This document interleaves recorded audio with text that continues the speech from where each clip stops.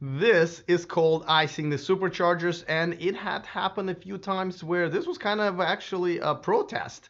I don't know really against what, better technology or quite a car. I don't know, but as you probably remember, this has happened a couple times in the last month where a bunch of trucks, as we call them, ice holes, blocked the superchargers in two different locations. Yelled profanities, and some of the Tesla owners.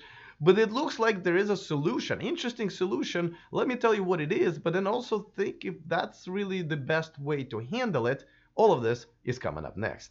Taking over the world, electrifying the world, E4 Electric! Welcome to E4 Electric, your number one source of unbiased electric car news. If this is your first time here, welcome. Don't forget to click on that subscribe button so this never happens to you again. You will always be up to date on what's going on in the universe of electric cars, and this is going to be a great year, as we're already finding out. Now let's talk about something that happened last year.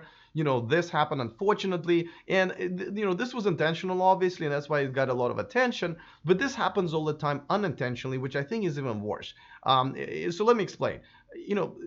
I think that it is a responsibility of either Tesla, that has the superchargers, or wherever the public charging stations are installed. It's their responsibility to figure out how to make sure to protect them, right? We have protection for, the handicap spots and loading spots and so forth. These are restricted parking spots and they need to be protected. But every time I see icing going on, and I ask, somebody at the store or security person in the parking lot, they always go like, oh, we don't know anything about it. We're not in control of this parking spots. So I think the solution needs to be where, whoever is installing these charging spots should actually figure out how to enforce them and how to help us to enforce them, because this is no joke. The superchargers are obviously for people who are traveling long distance, and they can't just they should be able to deal with this relatively quickly, because otherwise they can't, they're stuck in the middle of nowhere if they cannot charge, or they have to wait until only 2 or 3 stalls that are available are available at that point. Can take quite some time. So I really would encourage Tesla and anybody else who's installing these to create a solution for that. Now looks like there is a solution that was implemented in China, though I'm not really sure if Tesla did it or maybe the property owner did it. Before I tell you what it is, let me just remind you guys that this video on this channel is sponsored by Starman Gifts, and this is the home of the adventures of Starman. I have my own copy. Check it out. There's a discount code in the description of this video if you want to buy. There are quite a few other cool merchandise that you can grab there, and the founder and creator of this, Eli Burton, has been on my show a few times. Really awesome guy, so check it out in the description of this video. All right, so the solution for this apparently is this. Let me show you kind of a full screen, and this is this is a guy who usually kind of takes a lot of cool pictures and a lot of times carries news. This is his Twitter account, but he is also on Reddit. I guess that's where he does it. So thank you for him for bringing it to us, because nobody else did. Now, I'm not really sure if Tesla is the one that's implementing this, because, well, and if they did, as you know, it would be nice to have a press release and some sort of announcement and some sort of guidance. But I have a feeling that this is done by maybe a garage owner that got complaints. So let me give you a quick close-up of what this looks like, right? Now the solution right now is when before you roll into your spot, you would actually use your app and scan that barcode over there on the wall, and then it will lower it for you, and then you roll in. Now the app is not a Tesla app. It's actually WeChat app, which is kind of like everything. Like if you live in China, you got to have a WeChat app, and you can buy stuff with it, you chat with it. Like people live on that app, and it helps you with like your entire life there. I was just there in June, and yes, it is actually true.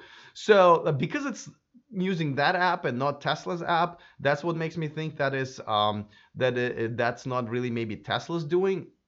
At the same time, so it's really essentially no connection to Tesla. So I don't think this is it. But here's why I think this is maybe not a good idea. First of all, I can see people, running into it at night or not knowing what it is. People can't park to save their lives a lot of times anyway. So they're going to essentially be rolling into this without even thinking, seeing it, or thinking about it. Because, when people park, it's like they're really stressed out. It's like, oh my God, two lines. How am I going to, people will damage their cars, and that's a liability, and it's just, hassle. And so I think that's number one why it's bad. Now, even if you see it, and then this is your first time or maybe second time, you're trying to scan, maybe it's dark, maybe the light is out, and you're trying to use the app, you're essentially blocking the little driveway there in front of it, and that will cause trouble as well.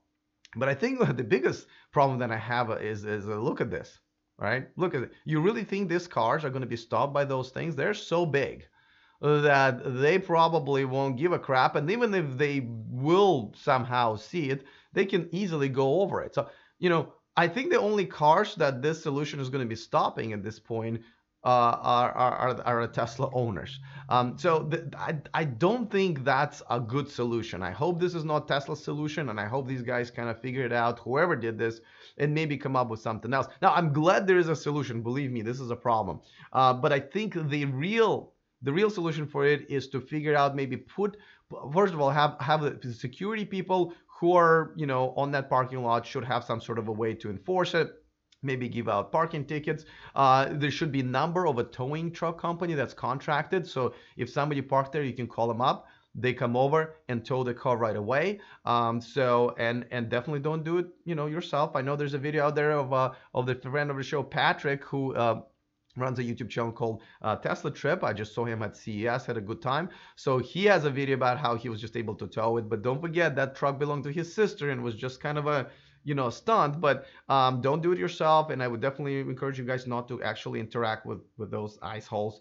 But there got to be some sort of a way to contact authorities so you can clear those cars out. And overall, because a lot of times people don't even know what these green car parking spots are. You kind of got to educate people about it, and also let them know that, if they park their cars there, they will be towed or gotten a ticket, and that's how I think everybody will learn.